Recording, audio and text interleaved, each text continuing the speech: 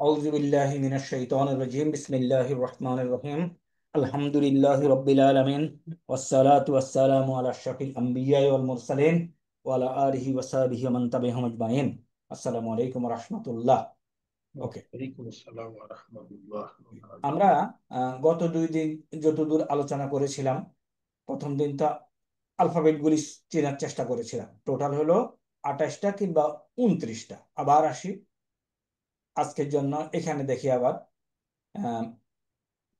এগুলি আমরা পড়েছি। আলিফ, বা, তা, সা, জিম এগুলি পড়ে এই পর্যন্ত আমরা পড়েছি, তাই না? এখানে শুধুমাত্র বলছি, এই হামজাটার কথা বলছি।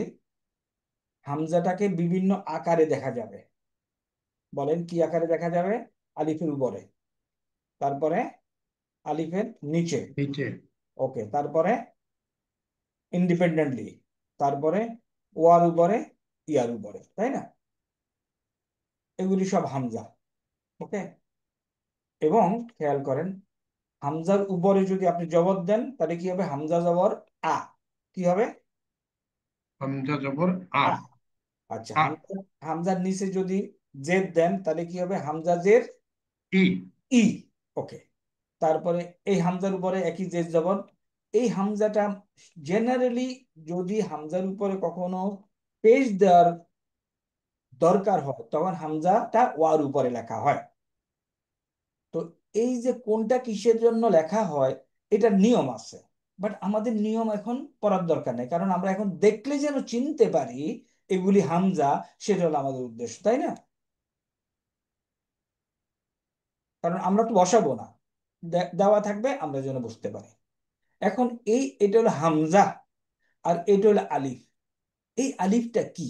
একটু এই আলিফটা সম্বন্ধে একটু পরিচয় করায় দেই। আচ্ছা, আমি দেখেন তো, এই শব্দ পড়া যায় কেন? কিতাবুন। কিতাবুন অর্থ হলো কি জানেন? কিতাব, একটি একটি কিতাব। কিতাব, কিতাবুন অর্থ হলো কি? একটি কিতাব। একটি কিতাব। একটি কিতাব, এ বুক। কিতাবুন অর্থ হলো এ বুক, একটি কিতাব। ওকে, এ বুক। আচ্ছা, আমার যদি কোনো কারণে দি বুক লিখতে হয় তাহলে কেমনে লিখবো? একটা নিয়ম আছে জীবনের জন্য, একবারই খেয়াল করেন। দি বুক লেখার জন্য আমাদের যেটা করতে হয় সেটা হলো শব্দের শেষে, শব্দের সাথে আল যোগ করে দিতে হয়। তাইলে এই যে কিতাবুন এ বুক, একটি বই, তাহলে আল যোগ করি। আল কি তা বুন। এই কটুক লেখার পর আপনাদেরকে বলি, এই যে কিতাবুন একটি বই, এই শব্দটা অনির্দিষ্ট। Am I correct? একটু কাইন্ডলি কাইন্ডলি কেউ কেউ না কেউ রেসপন্ড করেন। Yes, sir. রাইট স্যার, কিতাবুল অনির্দিষ্ট। অনির্দিষ্ট। অনির্দিষ্টতার চিহ্ন কি এই এই এই ওয়ার্ডটাতে? অনির্দিষ্টতার চিহ্ন হলো এই তানবিন। তাহলে কোন একটা শব্দে যদি তানবিন থাকে তাহলে শব্দটা কি হয়? অনির্দিষ্ট। আচ্ছা, এখন এই যে এখানে দি লিখছি, দি এর ইংরেজি পরিভাষাটা কি? দি এর ইংরেজি পরিভাষা হলো আল। আল। ভেরি কারেক্ট, দি এর ইংরেজি পরিভাষাটা হলো আল। ওকে, তাইলে এখন আসি তাইলে আবার, এটা হলো অনির্দিষ্টতার চিহ্ন। এটা হলো, কাইন্ডলি কাইন্ডলি প্লিজ, নির্দিষ্ট চিহ্ন। নির্দিষ্টতার চিহ্ন। তাহলে একটা একটা ওয়ার্ডে নির্দিষ্টতা এবং অনির্দিষ্টতা একসাথে থাকতে পারবে? না, পারবে না। পারবে না। তাহলে তানবিন থাকলে আল থাকবে না, আর আল থাকলে তানবিন তানবিন থাকবে না। থাকবে। এই কথাটাই বোঝা গেছে কিনা সবাই? জি স্যার। এভরিবডি, 13 জন আছি আমরা। আল থাকলে তানবিন থাকবে না, তানবিন থাকলে আল থাকবে না। স্যার, তানবিন তো দুই যে দুই পেশ, কারেক্ট, এরকমকে কারেক্ট, তানবিন বলে। এখন ওটাকে এখন তানবিন বলে। আমি এখানে হ্যাঁ, আপনি পেজ দিয়েছেন স্যার। হ্যাঁ, এখানে যদি দুইটা জবর থাকে একই তাহলে জিনিস, একই জিনিস, সেম। ও, যদি আমি স্যারের কথা হচ্ছে আল কিতাবুন হবে না, হয় কিতাবুন হবে অথবা আল কিতাব হবে, এরকম কি? এক্স্যাক্টলি এক্স্যাক্টলি, হয় কিতাবুন অথবা আল কিতাব, অথবা ওই যে যেভাবে প্রশ্ন করেছেন ওনার ওনার পয়েন্টে আসে, তাহলে আমরা লিখবো আল কিতাবু। এখন এভাবে লিখতে পারি কিতাব বিন, অথবা কি লিখতে পারি, কিতাবান, না, আল কিতাব, বি। ওকে, হয় কিতাবিন অথবা আল অথবা কিতাব, আল কিতাবি, অথবা কি হতে পারে কিতাবান,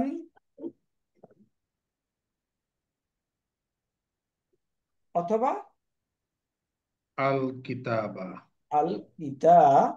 বা। বা, ফিনিশ। এইখানে এই বান লিখলে এখানে একটা আলিফ এডিশনাল লিখতে হয় লেখার একটা নিয়মের জন্য, সেটা আমরা পরে শিখবো, এখন দিয়ে দিলাম যাতে করে আমরা ভুল না বুঝি যে এটা তো হয় না। কেউ একজন দেখলে বলে করবে যে এটা ঠিক লেখে নাই, একটা আলিফ দিতে হয় যদি দুই জবর লেখা হয়। এখন আসেন, আমরা একটা আলিফ দিলাম। এখন আসেন, এই যে আহ, একটা শব্দের মধ্যে দুই পেশ থাকবে, না দুই জবর থাকবে, না দুই জের থাকবে, এটার গ্রামাটিক্যাল নিয়ম আছে। আমরা গ্রামাটিক্যাল নিয়ম যখন পড়বো তখন বুঝে যাব কখন এটা দুই পেশ হবে, কখন দুই জের হবে, মানে জের জবর পেশ কখন কখন হয় একটা একটা নাউনের মধ্যে। এটা তো নাউন, আমি কারেক্ট? হ্যাঁ বলতে হবে, এটা আমি কারেক্ট? জি স্যার। এটা কারেক্ট। আমি নাউনের মধ্যে এই যে এক পেশ দুই পেশ কিংবা দুই জের অথবা এক জবর এক জের এবং এক পেশ কখন হয়, এটা গ্রামাটিক্যাল নিয়ম আছে। বাট এখন আমরা দেখলাম যে তানভিন যদি থাকে, this is also Tanvin, this is also Tanvin, this is also Tanvin. Tanvin যদি থাকে শব্দটা অনির্দিষ্ট, আর যদি তানভিন না থাকে শব্দটা নির্দিষ্ট। তাহলে এখন আসেন আমরা যে পড়ি সূরা ফাতিহা, কি পড়ি? আল হাম দু, তাই না? জি স্যার। তাহলে আসলে শব্দটা কি ছিল অরিজিনাল? হামদু, হামদুন। আচ্ছা এখানে হামদুন, হ্যাঁ আলহাম, এটা হলো মিম। আলহামদু আসলে শব্দটা ছিল অরিজিনাল ছিল হাম হামদু, দুন, হামদুন, রাইট। হামদুন। এই যে আল করলাম না, এই যে আল লাগাইলাম, এই জি। আলের এই আলিফটা হলো এই আলিফ, এই আলিফ, এটা হামজার আলিফ না। ও আচ্ছা আচ্ছা। এই ওই কথাটা বুঝছে কিনা সবাই? এটা স্যার নির্দিষ্টকরণের আলিফ, তাই তো স্যার? হ্যাঁ, নির্দিষ্টকরণের জন্য আলিফ লামের যে আলিফ, আলিফ লামের সাথে যে আলিফ, এটা হলো সেই আলিফ। হুম, এই পর্যন্ত বোঝা গেছে সব ভাই বোনদের? জি স্যার। আচ্ছা, তাহলে এই আলিফটার কাজ হলো কি জানেন? কখনো কখনো এটা পড়া হবে, কখনো কখনো পড়া হবে না। বাট এই যে হামজা আছে, এটা অলওয়েজ পড়া হবে। মানে এই এই পাঁচ সুরত থাকলে অলওয়েজ পড়তে হবে স্যার। পড়া হবে, এগুলিকে বাদ দেওয়ার সুযোগ নেই, কিন্তু এটা বাদ দেওয়ার সুযোগ আছে। আমি দেখাচ্ছি, আপনারা কোথায় বাদ দিচ্ছেন সেটা দেখাচ্ছি। ওকে, এখন আসেন, এটা যখন পড়তে যাই, এই যে বিসমি গিয়া এই লামকে ধরে, তাই না? জি স্যার। আচ্ছা, তাহলে এই আল্লাহ শব্দের আগে যে আলিফ লামটা লেখা আছে, এটা হলো নির্দিষ্ট তার আলিফ লাম। দেখেন এখানে পেশ নাই, তানবিন আছে। না স্যার। তাহলে যেহেতু তানবিন নাই, তাহলে এটা আল আছে। এই যে আল আছে, আপনি দেখেন এই আলিফটা পড়তেছেন না। না। আচ্ছা এইখানে দেখেন, এইখানে আপনি কিন্তু এই আলিফটা পড়তেছেন না।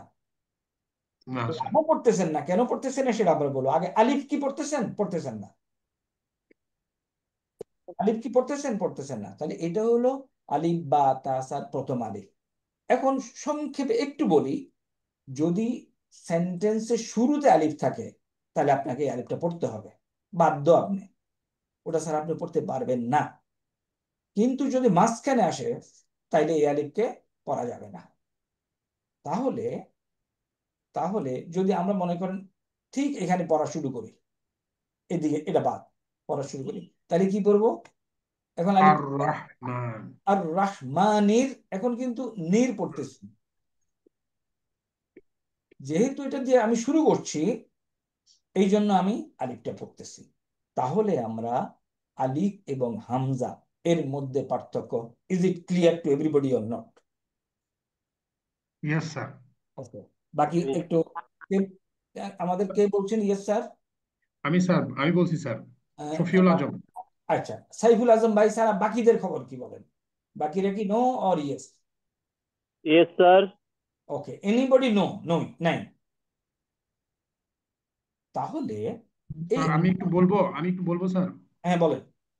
আহ, যেটা ওই যে খালি আলিফ যেটা, হুম। সেটা আহ, শব্দের শুরুতে থাকলে, আহ, শব্দের শুরুতে থাকলে অবশ্যই পড়তে হবে, আর সেন্টেন্সের মধ্যে মাঝখানে থাকবে থাকলে পড়া যাবে না। না, আর ওই যে হামজা, সেন্টেন্সের হামজা যেটা জি, পাঁচটা হামজার যে পাঁচটা সূরত আছে, এই সব জায়গায় পড়তে হবে, করতে হবে আর কি। এটার এগুলির বাদ দেওয়ার সুযোগ নেই।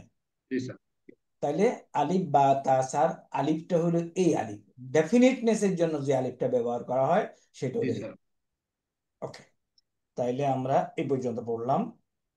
আমি আই হোপ দ্যাট বাকিরা সব ক্লিয়ার ইনশাআল্লাহ, আলহামদুলিল্লাহ। এখন আসি আমরা, হারাকাত আমরা পড়ছি তাই না? তাহলে বা এর উপর বা জবর বা, তারপরে বাজের বি, বা পেশ বু, তারপরে বা দুই জবর বান, বা দুই জের বিন, বিন, বা দুই পেশ বোন। বা দুই পেশ বুন। এগুলিতে বা, বি, বি, বু, বু। There is no problem. বান, বিন, বুন, এটাকে একটু ভাঙানো যায়, সেটা দেখায় দেই। দেখেন, বাদুই জবর বান, এটাকে যদি আমি এইভাবে লিখি, বলেন তো কি হলো উচ্চারণটা? বান। বান। তাহলে এটা দিয়ে আমি বলতে চাচ্ছি তানভিন, তানভিনের মধ্যে যদি নুন এইভাবে লুকায়। লিখি, একটা লুকানো নুন আছে তাই না? জি স্যার। আর বাদুইজের বিন যদি ইকুয়াল টু লিখি কি হবে? বিন। হুম। আর বাই দুই পেশ বুন যদি ইকুয়াল টু লিখি কি হবে? বা নুন বুন। পেশ বোন। তাহলে তানবিনের মধ্যে একটা নুন লুকানো আছে, এই শব্দটা আপাতত আমরা যেটা বললাম এটা ক্লিয়ার হইলাম তাই না? জি স্যার। এই লুকানো নুন কি করে সেটা আমরা পরে আলোচনা করা যাবে ইনশাআল্লাহ। Okay fine. এখন আসি, এই যে বা জবর বা দিলাম, এটা উচ্চারণ হলো বা জবর বা, বা জবর বা। এখন আমি যদি এই পাশে একটা আলিফ দেই, ওই যে আলিফটা প্রথমটা, তাহলে এটাকে এক আলিফ টেনে পড়তে হবে। করবো কিভাবে জানেন? বা, বা, আমার সাথে একটু দুই একজন বলি, বা, বা, বা। বা, তাইলে এখন আমাকে বলেন এটা কি, এটার উচ্চারণ কি? কিতাবুন, কিতাবুন। কিতাবুন, কিতাবুন, কিতাবুন। জি স্যার, যদি কিতাবুন। এখানে আমি আলিফ দেই তাহলে এখন কি বলবো? কিতাবুন। কিতাবুন। তাহলে এই বায়ের পাশে খালি আলিফ বলে এটাকে, এটার কাজ কি দিলে? একালিপ টেনে পড়া। এক আলিফ টেনে পড়তে হয়। ফিনিশ। ওকে, এখন আসি, আরেকটা শব্দে আসি। মনে করেন বা, বায়ের উপরে পেশ আছে,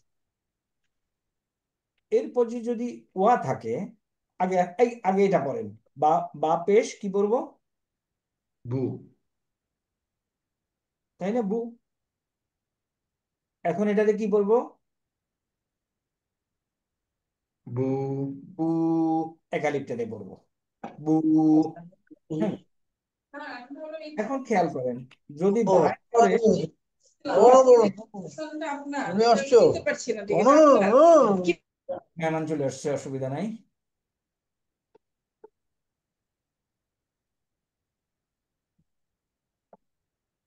ওকে, শুনতে পাচ্ছেন? জি স্যার। আচ্ছা, আমরা বলছি বায়ের পরে বা জবরের পরে যদি আলিফ থাকে তাহলে এক আলিফ টানবো। আমার জামাই কই? দেখিনি তো। আমার জামাই তো মসজিদে গেছে। কই? হ্যাঁ, আমাকে আমার মসজিদ চলে গেছে। কোন মসজিদে গেছে? এই যে আপনাদের বসে তো আমি এখন একটা ওনাদেরকে মিউট করে আমরা আনমিউট করে নিচ্ছি। করার পর তো বসে থাকলাম, বৃষ্টির জন্য আটকা থাকবো। হ্যাঁ মিউট করে দিচ্ছি। মেহমান আসতেই থাকবে, কোনো অসুবিধা নেই, রোজার এখনো ফ্লেভার কাটে নেই। আচ্ছা, আমি যেটা বলছি এটা হলো বা জবর বা, বা আলিফ জবর বা। এখন মনে করেন যদি এটা হয়, তাহলে এখন কি টানবো? না, না। টানবো না। তাহলে টানবো কখন? শুধুমাত্র জবরের পরে যদি খালি আলিফ থাকে তখন টানবো। তারপরে মনে করেন এখানে যদি এরকম থাকে, এটা থাকে না, থাকার কোনো স্কোপ নাই, তারপরে যদি থাকে আমি কি টানবো? না স্যার। নো। তাহলে জেরের পর পেশের পরে যদি খালি ওয়া থাকে। এখন আসি বাজের বি, নো বাজের বি, বাট এরপরে যদি ইয়া থাকে তাহলে আমি এটা বলবো বি। টানবো। এই যে স্যার পেশের বাম পাশে খালি আলিফ থাকলে টানবো না স্যার? টানবো। পেশের বাম পাশে খালি আলিফ, নো। না, টানবো না, তাহলে টানবো না। কখন টানবেন সেটা এখন বলে দিচ্ছি। জবরের বামে যদি আলিফ থাকে, এটাকে বলে আলিফ মাদ। মাদ অর্থ হলো টানা, মাদুন। পেশের পরে যদি কি থাকে? ওয়াও থাকে। ওয়া থাকে, সুকুনযুক্ত ওয়া, হুম। তাহলে ওয়া মাদ বলবে। আর আরেকটা কি? জেরের জেরের পরে বামে যদি, ইয়া, জেরের পরে যদি ইয়া ইয়া থাকে, থাকে। এটা পেশ। আমি একটু, হ্যাঁ এটা পেশ। আর জেরের পরে যদি ইয়া থাকে তাহলে এক আলিফ টানতে হবে। তাহলে এটা হলো আলিফ মাদ, এটা হলো ওয়া মাদ, এটা হলো ইয়া মাদ। কয় আলিফ টানতে হবে? একালি। এক আলিফ টানতে হবে। এই এই টানার বিষয়টার সম্বন্ধে কারোর কোনো ডাউট আছে?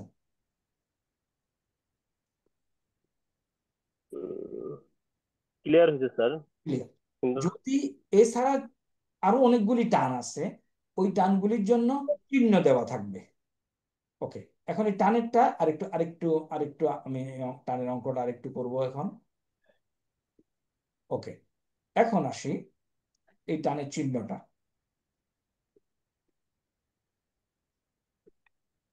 এটা হলো বা জবর বা, এটা হলো বা। Am I correct? জি স্যার। এটাকে আরেকভাবে লেখা যায়, এইভাবে লেখা যায়। এইটা এবং এটা হুবহু একই জিনিস। ওকে, জি স্যার। বায়ের পরে খালি আলিফ যে কথা, বায়ের উপরে খাড়া জবর একই কথা। তাহলে এটা যদি হয় বা, এটা হবে বা। বা। তাহলে খারাজের যে কথা, তাহলে বলেন তো এটা অর্থ কি?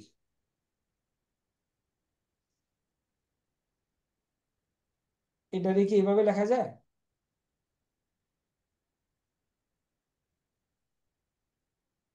লেখা যায় স্যার। B, correct. তারপরে বা পেশ বু। এটা কি এভাবে লেখা যায়?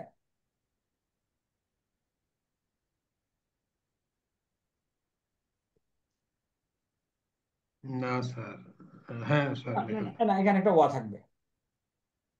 এখন হ্যাঁ, লেখা যায় স্যার, লেখা যায় স্যার। এখন দিস ইকুয়াল টু দিস। তাইলে খারাজ জবর, খারাজের বা উল্টা পেশ, এটা হলো খারাজ জবর হলো আলিফ মাদ, খারাজের হলো কি মাদ?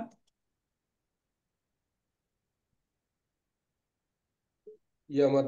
ইয়ামাদ। Very correct, brilliant. আলিফ মাদ, ইয়ামাদ, ওয়ামাদ, ওয়াও। ওয়ামাদ। ওকে, তাইলে এখন আসি। এখন মনে করেন আমরা যদি একটা শব্দ লিখি, আর রাহ,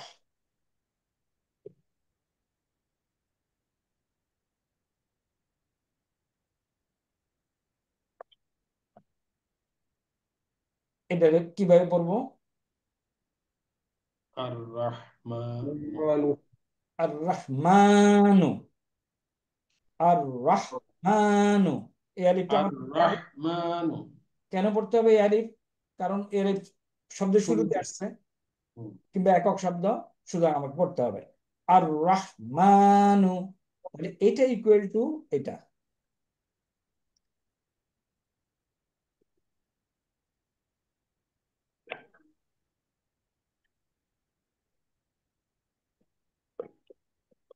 এটা যেই কথা, এটা একই কথা। কারেক্ট? Correct sir. কারেক্ট। তাহলে এখন আমরা আসি, একটু লেখা আসি। তাইলে পড়ি। স্যার স্যার ওই যে আর রহমানও যে স্যার পড়লাম স্যার, ওই যে মাঝখানে বলো। আলিফের পরে যে লামটা আছে, ওইটার ওই যজন ইয়া থাকার কারণে কি এটা ভ্যালুলেস হয়ে গেছে স্যার? কারেক্ট, ওই কারেক্ট। এই লামটা কেন পড়ি নাই সেটার একটা নিয়ম আছে। আমরা যখন পড়বো ওই নিয়মটা, তখন আপনি বুঝে যাবেন যে কেন এটা পড়ি নাই। Good, sir, good, good question. But এখন আপাতত লামের উপরে কোনো হরকত নাই, বাদ। না ওই যে জেরের উপরে যে একটা, এটা কি বলে স্যার, তিনটা কাটা? জেরের উপরে ওই না, যার উপরে যা, র র র রর উপরে রয়ের উপরে তাজদিদ। তাসদিদ। তাজদিদ। Correct. তাজদিদ থাকার কারণে কি স্যার, তাজদিদ থাকার কারণে কি ওইটার ওইটা পড়তে দুইবার হবে পড়তে না হয়, এরকম? দুইবার পড়তে হয়। না না, ওইটা তো দুইবার পড়তে হবে, লামটা। লামটা কি সেই জন্য করতে হবে না তাসদিদ থাকার কারণে? হ্যাঁ, হ্যাঁ, কারেক্ট, কারেক্ট। না, আমি সরাসরি রর উপরে চলে গেলাম, ওইটা বাদ দিয়ে, ওইটা এক্সাক্ট, থাকার কারণে এক্সাক্ট, তাজদিদ থাকার কারণে। সুতরাং যেহেতু তাজদিদ থাকার তাজদিদ কারণে। আছে, সুতরাং আগের শব্দটা আমরা পড়বো না। আপাতত আমরা বলি যে হরকত নাই, পড়া নাই। হ্যাঁ, কেন হরকত নাই, কেন পড়া নাই, সেটা আমরা পড়বো। যে হরকত কেন দেব না, কোন কারণে দেব না, সেটা আমরা বলবো। হ্যাঁ, ওটা আজকেই বলবো ইনশাআল্লাহ। এখন আমরা যেহেতু আমাদের উদ্দেশ্য হলো পড়তে পারা, সেহেতু আমরা এখন আসছি। ওকে, এখন আসি তাহলে। বা বিস মিল, হরকত নাই, পড়বো না। লা, এক জবর না? জি স্যার।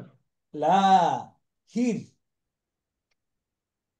রাহ, মা, নির, র, হিম।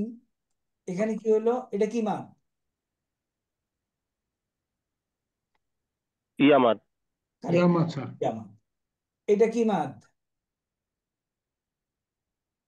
আলিফ এটা মাদ। তো খারা জবর আলিফ স্যার, মাদ। আলিফ খারা মাদ। জবর আলিফ আলিফ মাদ। মাদ, আলিফ মাদ। আলিফ মাদ, খারা জবর দেখাইলাম না? হুম। স্যার আলিফ মাদ। আলিফ মাদ। দেখেন তো, বিসমিল্লাহির রহমানির রহিম পড়তে কোনো অসুবিধা আছে কিনা? নাই স্যার, ইনশাআল্লাহ। এটা কমন ওয়ার্ড তো স্যার, এমনি সেন্টেন্স, কমন সেন্টেন্স, এমনি তো সমস্যা মনে হচ্ছে। মাশাআল্লাহ, ওকে, গুড পয়েন্ট। তাহলে আমরা একটু, যেটা আমাদের পরিচিত না, ওখানে যাই।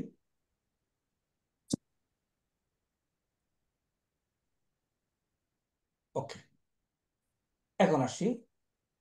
আউযু বিল্লাহি মিনাশ শাইতানির রাজিম। এটা যদি পড়তে যাই, ওয়া গিয়া, এই যে আলিফ আছে এখানে, তাই না? জি স্যার। তাইলে এখানে এক মাদ আছে, তাই না? জি স্যার। কিন্তু যেহেতু ওয়াকে ধরতে হবে, এই যে এই চিহ্নটা দেওয়া আছে না, এটা আসলে সুকুন। আমরা সুকুন দিয়ে লিখি। এখন ওয়াকে যেহেতু ধরতে হবে, কাকে ধরতে হবে? ওয়া এখানে তাকে, তাকে ধরতে হবে। যেহেতু ধরতে হবে, সুতরাং এটার ব্যবহার নাই। যদি ধরতে না হতো, তাহলে আমাকে এই ওয়া মাদটা পড়তে হতো। তাইলে ওয়ার, যদি মনে করে এরকম থাকতো, ওয়া জবর আলিফ, তারপরে তায়ের উপরে জবর, এখন যদি কি করতাম, তাহলে আমি কি পড়তাম? মনে করেন ওয়া তু, ওয়া তুলু, এই পড়াটা বুঝছি। ওয়া, এক আলিফ টান, তুলু, ইয়েস স্যার। এটা বুঝছি। এখন এখানে কি হয়েছে? তায়ের উপরে হচ্ছে সাকিন। এর অর্থ হইল ওয়াকে এই তাকে গিয়ে ধরতে হবে। এই ধরাধরি যখন আছে, তখনই এর মাঝখানে এই যে আলিফ আছে, এটা আমি আর পড়বো না। তাহলে কি পড়বো এখন? ওয়াতলু। হয়ে গেল একটু পড়া, ওয়াতলু। ওয়াতুল্লু। হুম। আচ্ছা। মানে আর ধরাধরির কোশ্চেন না থাকলেই। হ্যাঁ, তাড়াতাড়ি কোশ্চেন না থাকলে পড়তে হবে, মাপ হুম। পড়তে হবে। হুম। হুম। যদি ওয়াতুলু, তাহলে মানে স্যার এখানে এক আলিফ টানার কোনো দরকার নেই স্যার। না, যেহেতু যেহেতু ধরতে আমরা হবে। ধরছি, এই জন্য এরকম পড়ার কিছু নাই। দরকার নাই। হ্যাঁ, তাহলে সোজা সোজা বাংলায় মনে রাখবো, ধরাধরির ব্যাপার যদি থাকে, তাহলে মাদের ব্যবহার নাই। নাই। Skip. সেটা ঠিক আছে স্যার, মানে টানার টানার এক আলিফ টানারও কোনো অপশন নাই। Correct, এক আলিফ মাদার টানারও কোনো ইয়ে নেই। correct. তাহলে হ্যাঁ, আতলু বললাম। ডাইরেক্ট ওয়াতুল্লু। তাড়াতাড়ি পড়ে যাব। কারেক্ট। তাহলে এখানে এই যে ওয়া আছে, আমরা বলছি ওয়ার পাশে জেড থাকলে মাদ। ইয়ার পাশে, ইয়ার ডানে, এই ইয়ার ডানে কি আছে? জবর আছে। তাহলে এখানে মাদ হবে? নো, না স্যার, বাদ হবে না। না। তাহলে নর্মাল পড়বো, আ লাম গিয়া যদি ইয়াকে ধরে, লাই, হুম। আ লাই হিম, শেষ, আলাই হিম। ওকে, এরপর আসে না বা, এই যে এটা আছে না, এটা হলো ওই যে আমরা বলছিলাম না, আলিফ, বা, তা, সা, হামজা বলছি না, এটা বেসিক্যালি হামজা। বাট আমাদের দেশের কোরআনে এই হামজাটাকে হামজা হিসেবে লেখা হয় না। বাট এখন আপনি কি করবেন? আপনার, আমরা বলছি যে যদি এইখানে থাকে, শুরুতে থাকে, আমরা এটাতে জের জবর পেশ দেওয়া হয়, মাঝখানে দেওয়া হয় না। যখন মাঝখানে জের জবর পেশ দেওয়া হয়েছে, এর মানে এটা হলো হামজা। আমি আবার কথাটা বলি, যদি সূরা ফাতিহায় আর রহমান আর রহিম যদি এটা হামজা হইতো, তাইলে এখানে যে কোনো একটা হরকত দিতেই হতো। যদি এটা কি হইতো স্যার? হামজা যদি হইতো, হ্যাঁ হ্যাঁ হ্যাঁ, রাইট। তাহলে এর মানে কি? হামজা উইল অলওয়েজ হ্যাভ হরকত। ইয়েস স্যার, বুঝতে পারছি sir. Understand sir. Hamza, Hamza খালি থাকবে না, হামজা খালি আলিফ থাকবে, খালি থাকবে, আলিফ আলিফ খালি খালি থাকবে, থাকবে। আলিফ খালি রাইট। থাকবে। এবং শুরুর আলিফে কখনো কখনো হরকত দেয়, বাট না দেওয়ার কথাও না। তাইলে যে, যেই আলিফের পরে আপনি যে আলিফের পরে হরকত দেখবেন, ওটা হলো হামজা। মানে খালি আলিফ হইলো আলিফ, আর আলিফের মধ্যে এই হরকত হইলেই হামজা। হামজা। তাহলে এটা হলো আলিফ, এটা হলো আলিফ, এটা হলো আলিফ, আর এটা হলো হামজা। সৌদি আরবের কোরআনে আপনি এইভাবে লিখবেন, ইজ, এটা হলো, ওকে, এখানে খারা একটা জবর আছে, এটা লেখার আর একটা স্টাইল আছে, আদামা, তাই না? এখানে কি বলবো? দা, আদামা। ওকে, এই পর্যন্ত হামজাটা দেখেন। হ্যাঁ, তাহলে, খালি টান হবে আর গুলো তাড়াতাড়ি হবে। হ্যাঁ, ওয়াতলু আলাইহিম না বা আ, হরকত। এখন এই আলিফ গিয়ে কাকে ধরতে হবে? বাকে ধরতে হবে, তাই না? বাকে ধরতে হবে। তাইলে না বা আব, না না বা বা আব। আব, নুন গিয়া ইয়াকে ধরতে হবে, তাই না? না ও। না বা আব নাই, না বা আব নাই। না রাইট। বা আব নাই, শেষ। আদামা, হরকতের উচ্চারণ তাড়াতাড়ি করতে হয়। আপনারা কোনো সময় যদি আমাদের মাদ্রাসার টিচারদের কাছে পড়েন, ওনারা বলে এটা হরকতের উচ্চারণ তাড়াতাড়ি করতে হয়। আদামা, আদামা। আদামা। আচ্ছা, বায়ের পরে আলিফ আছে, এখানে আছে দেখেন, আলিফ আছে। আছে। কিন্তু এটা যদি জবর হইতো, তাইলে এটা আলিফ মাদ হইতো, কিন্তু এটা জবর না। ওকে, ফার্দার মোর, এটার উপর কোনো হরকত নাই, বাদ। এই জন্য ওটাকে ধরতে হবে, এই কিন্তু এটা গিয়া কাকে ধরতে হবে? লামকে। তাহলে বিল, বিল হা গিয়া প্রথমে কাফকে ধরবে, হক, তারপরে হা। জের করবে, হা। হক কোন। এটা তাই। এক ভাইয়ের একটু সামান্য একটু ইয়ে ছিল, তারপরে আর একটু ওনাকে, ওনার জন্য আমি এখানে আসতেছি। মনে করেন এই যে হক কোন, এইভাবে লেখা আছে তো, হক কোন। আসলে বেসিক্যালি এটা আসলে কি? এটা হলো হাইয়ের পরে কাপ, তারপর আরেকটা কাপ, তারপর কাপে পেশ, তাই না? দেখেন তো, আমি এটা বলছি হাক কোন, হাক কোন, দুই পেশ। কোন। তাহলে এটা কি পড়তেছি বলেন তো? কোন। কোন। একই জিনিস না? এর মানে তাসদিদ অর্থ কি? তাসদিদ অর্থ হলো, একটা হলো সুকুন আর একটা হলো খালি। মনে করেন যদি হাক্কুন না হয় হাক্কা হইতো, হাক্কা, এর অর্থ কি? হাক, তারপরে কা। শব্দ। তাহলে তাসদিদ অর্থ কি? দুইবার উচ্চারণ করা। কাপের উপরে তাজদিদ অর্থ হলো কপ যোগ কপ। প্রথমটা হলো কাপের উপরে সুকুন যোগ যোগ পরের কাপ। এখন কাপের উপরে যদি আপনি এখানে যদি জবর থাকে তাহলে এটা হওয়ার কথা ছিল হাক্কা, সরি সরি সরি, হাক্কা, জের তাই না? থাকলে কি, যদি পেশ থাকলে কু, যদি জেদ থাকতো তাহলে এখানে হইতো জের, হাক্কি, আর যদি হাক্কি, এখানে পেশ থাকতো হাক্কু। তাহলে তাসদিদের ব্যবহারটা বোঝা গেছে সবাই? Yes sir. ওকে ফাইন, আসি আমরা তাহলে বিল হাক্কি, এরপরে কি ইজ, কাররাবা, কাররাবা, দেখেন এটা কি বলবো, কার, তারপর রা, বা, কারেক্ট।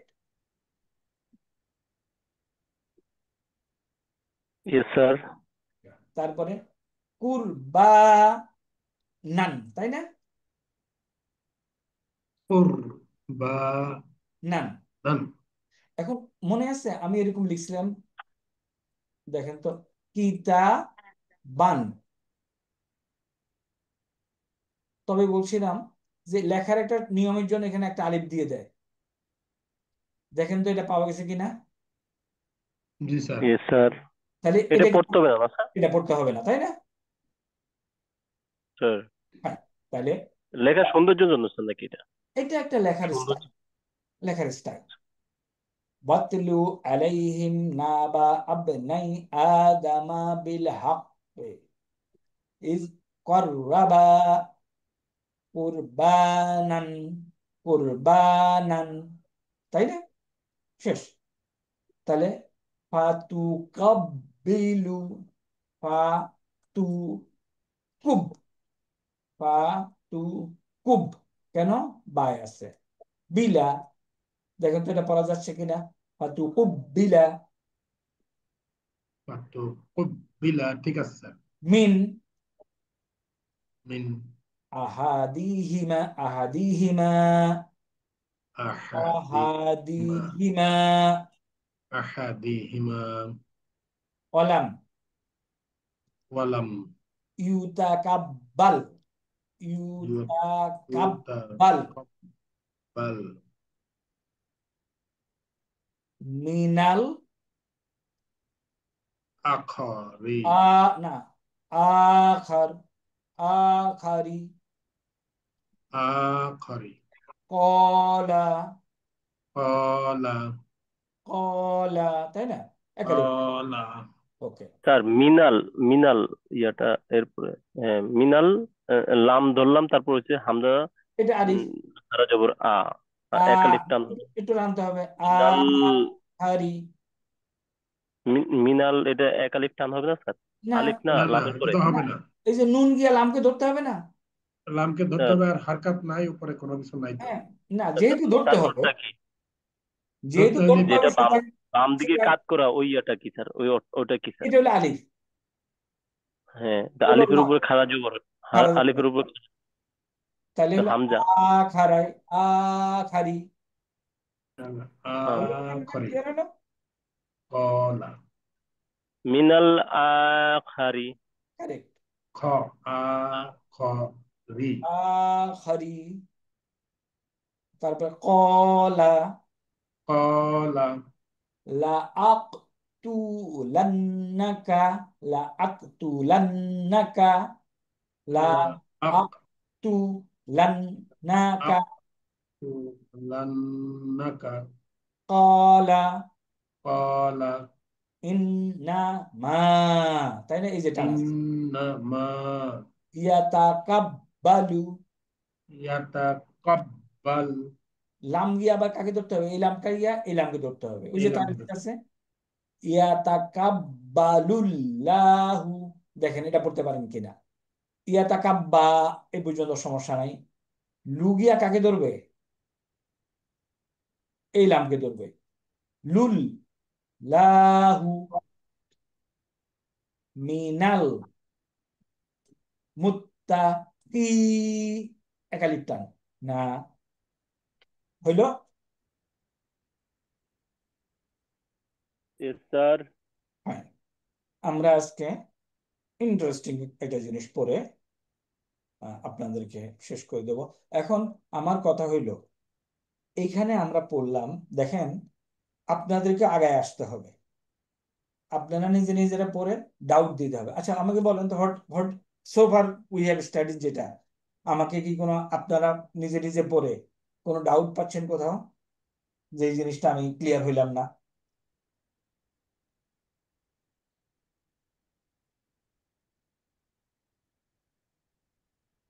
ওকে, এখন আসি আমরা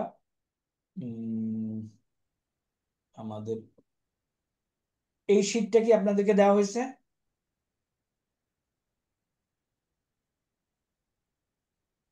Yes, sir. ওকে, এটা একটু কষ্ট কষ্ট করে প্রিন্ট করে নেবেন। ওকে, প্রিন্ট ইট। এখন দেখেন এটার মধ্যে যা যা লেখা আছে, অনেক কিছু লেখা আছে, আপাতত না বুঝলেও হবে। এই যে আলিফ, আলিফটার বানান কি? আলিফুন।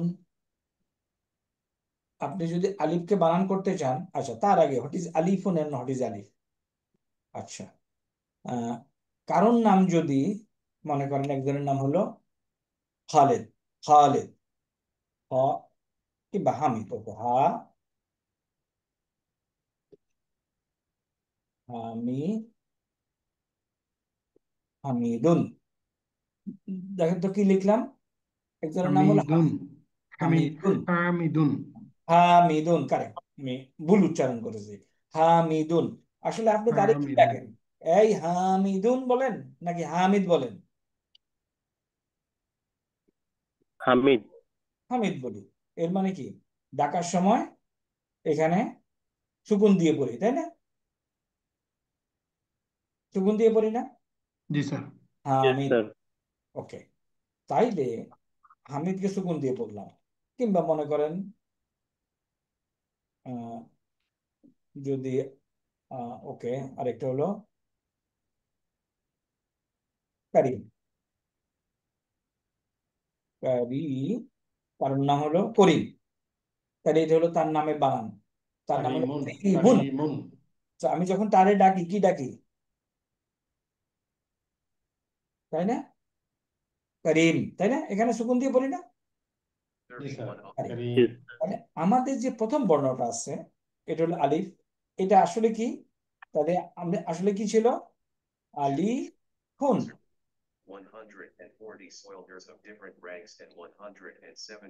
এটা বুঝা গেছে কিনা?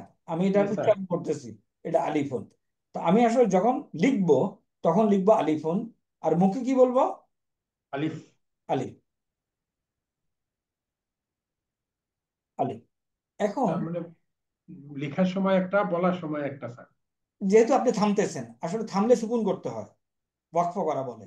এখন আপনি যদি আপনার ফ্রেন্ডকে, মনে করেন আপনি হামিদকে একটা চিঠি লিখবেন, ইউ হ্যাভ টু রাইট হামি দুন। হামিদুন, কারেক্ট,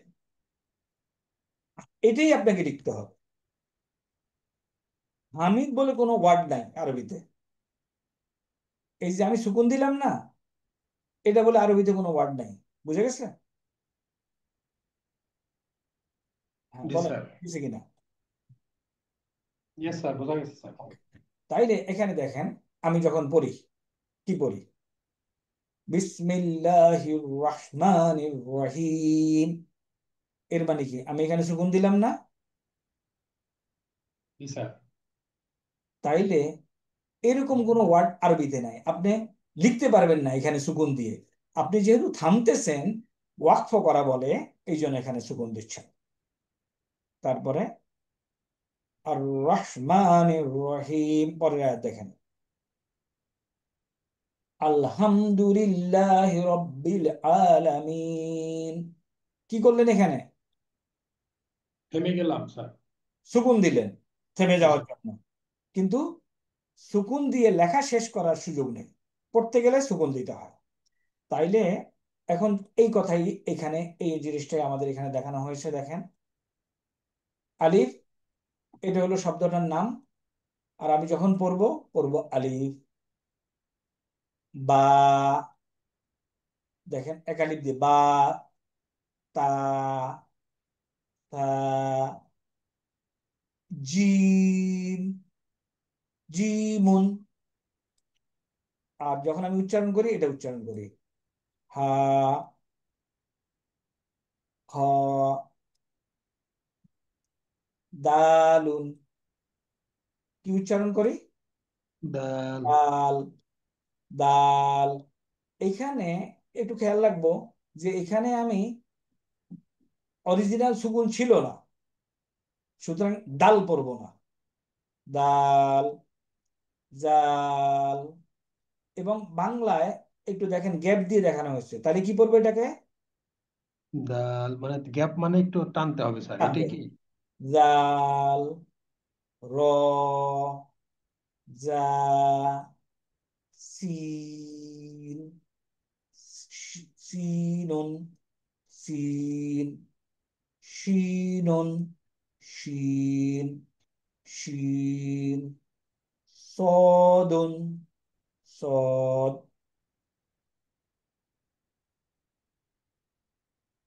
আমাদের গ্রুপে যখন আমরা মেসেজ দিলাম 20 জন ভাই বোন বলছে জয়েন করবে, আছে 15 জন, বাকি সব বাগুরা, তাই না? সদ, দদ। আসলে হয়েছে কি, আরবি তো আমাদের we have hardly any interest, খেয়াল করেন। স, দদ, ত, জ, আইনুন, আইন, ওয়াইনুন, ওয়াইন, ফা,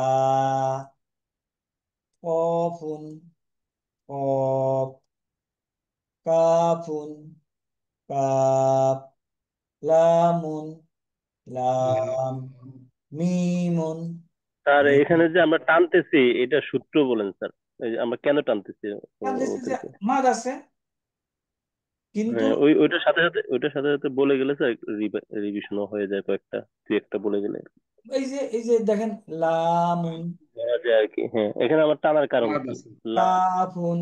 এই যে কা- মাদ আছে, হ্যাঁ মাদ হ্যাঁ, আছে, কিন্তু রাইট। আমি যখন এটাকে পড়বো, যেহেতু থামার জন্য, এই জন্য আমি ওই আলিফটা এটা নিয়েছি। তো ডাইরেক্ট ধরে গেল স্যার। হ্যাঁ, এখন তো কাফের সাথে ডাইরেক্ট ধরে না, জয়েন হয়ে গেল, এখানে আমি তাড়াতাড়ি পড়বো। ধরাচ্ছি না, কাফ, এখানে কাফ, অরিজিনাল তো ধরানোর কথা না।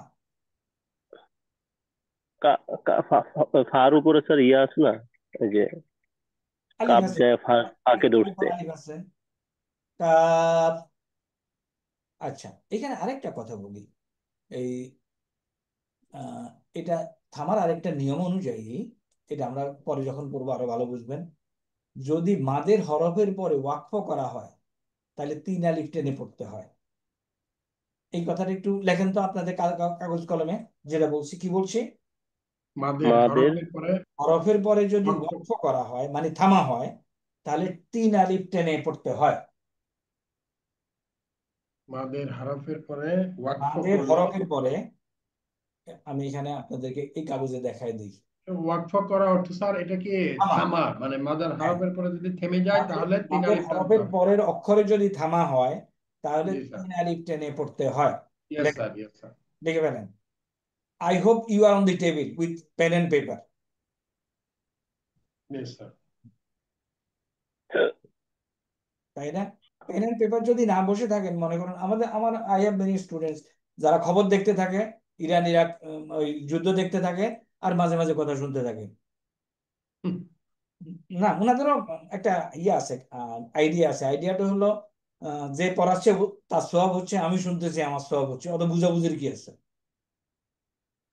সওয়াব হইলেই হয়। Correct, correct. এই কারণে দেখেন না, রোজার মাস আসলে খালি কোরআন খতম করা হয়। খতম মানে কি? ফিনিশ, শেষ। আমি ফিনিশ করে দিলাম কোরআন। কোরআন খতমের জন্য নাজিল হয়নি, নাকি? Am I correct? Yes sir, কোরআন বোঝার জন্য হ্যাঁ, নাজিল কোরআন হয়েছে, কোরআন বুঝে খতমের জন্য বুঝে নাজিল পড়া। হয়নি। আমরা মদের অক্ষরে যখন যাব তখন এইগুলি আবার আসবে। এই যে মদ্দে আসলি, এই নামটা ইম্পর্টেন্ট না, কাজ ইম্পর্টেন্ট। এই যে আলিফ মাদ, বা, ওয়া মাদ, বু, ইয়া মাদ, বি, যে আজকে আলোচনা করলাম।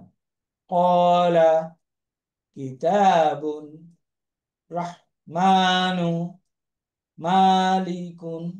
ওকে, এখন যেটা আপনাদেরকে দেখাই দিয়েছি যাতে করে মাথার মধ্যে ঢুকে থাকে, সেই জায়গাটা নিয়ে যাই। মাদ্দে মুত্তাসিল, না ওয়াকফের মধ্যে মাদ্দে ওয়াজ, মাদ্দে লিন, থামার কলকলা, দুই সাকিন আর একটু পরে। Very interesting. এই এই আপনারা যদি এটা একটু আমাদের সাথে লেগে থাকেন ফর ফিউ আওয়ার্স, জাস্ট অঙ্ক করে আমরা শেষ করে দেবো ইনশাআল্লাহ। ইনশাআল্লাহ। Very simple, very simple, but ধান্দা থাকতে হবে। আনলেস উই হ্যাভ ধান্দা, এই যে ওয়াকফ আছে না, এই দেখেন শব্দের শেষ সাকিন,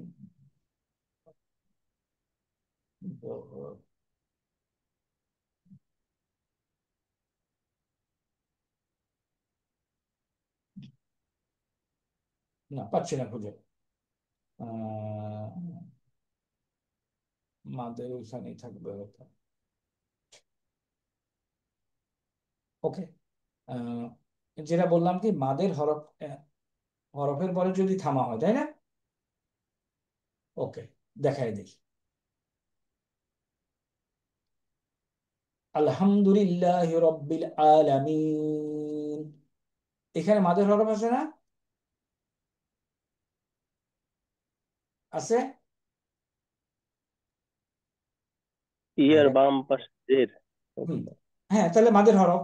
আমি যদি এখানে থামি জেরের তাহলে, বাম পাশে যজমলা ইয়া। হ্যাঁ, না, জেরের বাম পাশে ইয়া আছে, সুতরাং এটা হলো মাদের মাদের ইয়া, ইয়া মাদ।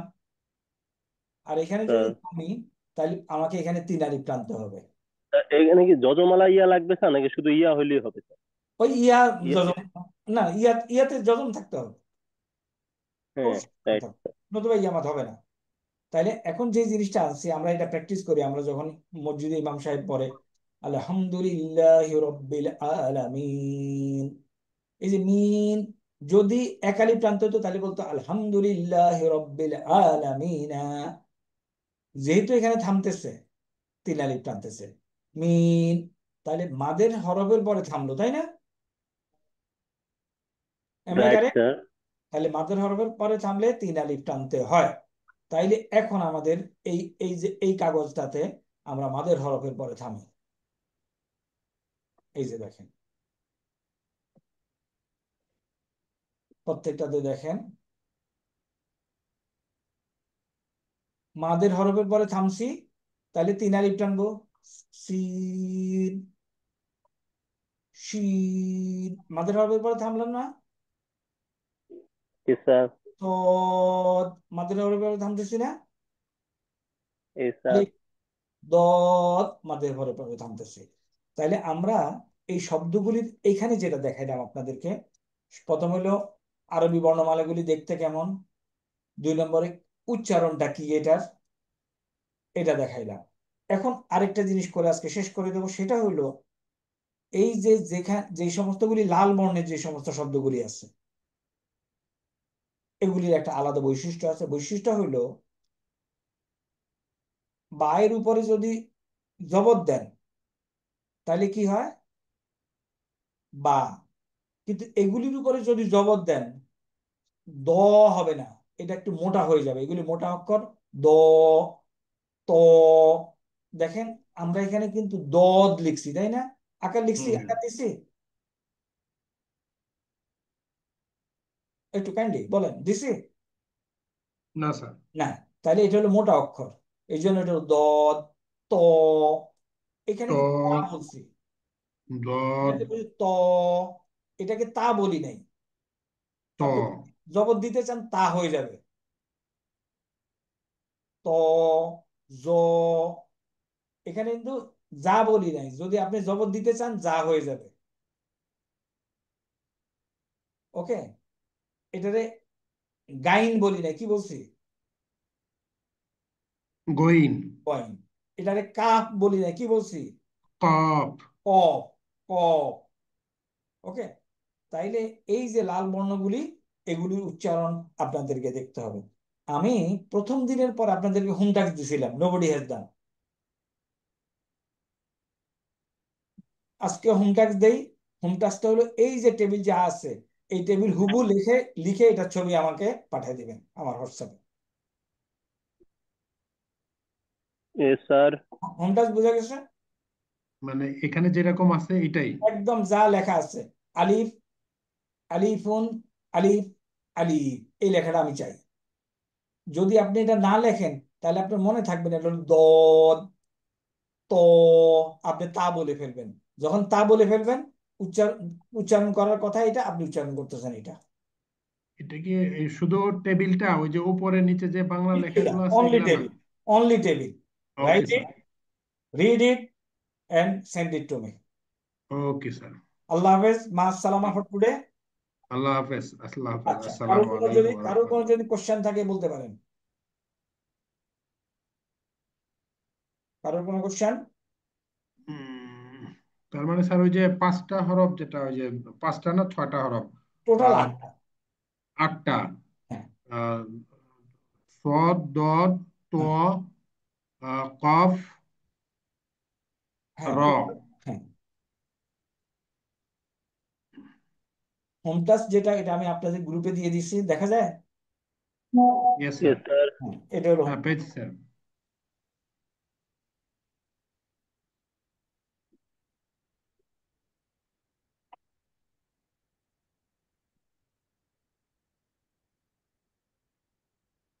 হোম টাস্ক শেষ। তাইলে আমরা আবার ওই পেজে যাই। স্যার, আগের আগের হোম ট্যাক্সটা ছিল স্যার ওই যে ইয়া, মানে আলফাবেট গুলা উচ্চারণ স্যার, হুম, ওইটা সহ দিব স্যার। ওটা সহ মনে নেই, যারা মনে নেই, কিন্তু কেউ করে নাই। Nobody has done. আহ, উচ্চারণটা স্যার ইয়ে করে উচ্চারণটা কারেক্ট। রেকর্ড করে দেওয়ার জন্য তাইলে ওগুলোও দেবো স্যার ইনশাআল্লাহ। দরকার নেই, আপাতত এটা দিলেই আমি বুঝবো যে আপনারা এটা পড়াশোনা করেছেন। এই যে এটা তো বানানটা, লেখা স্যার, ওটা তো হ্যাঁ রিডিং। হ্যাঁ, ওইটা লেখাই তো পড়েন। উচ্চারণটা অনেকে আপনি দদ ইয়ে করে। লিখবেন, আপনার মাথার মধ্যে গেঁথে যাবে দদ। ত, আকার দিবেন না। জ, আকার দিবেন না। আর এটাতে আকার দিবেন। ক্লাস কি, স্যার ক্লাস কি বুঝার মতো হচ্ছে, বোঝা যাচ্ছে আমরা যে পড়াচ্ছি? ইয়েস স্যার, বোঝা যাচ্ছে। আলহামদুলিল্লাহ, স্যার। আলহামদুলিল্লাহ। তো আল্লাহ হাফিজ ফর টুডে।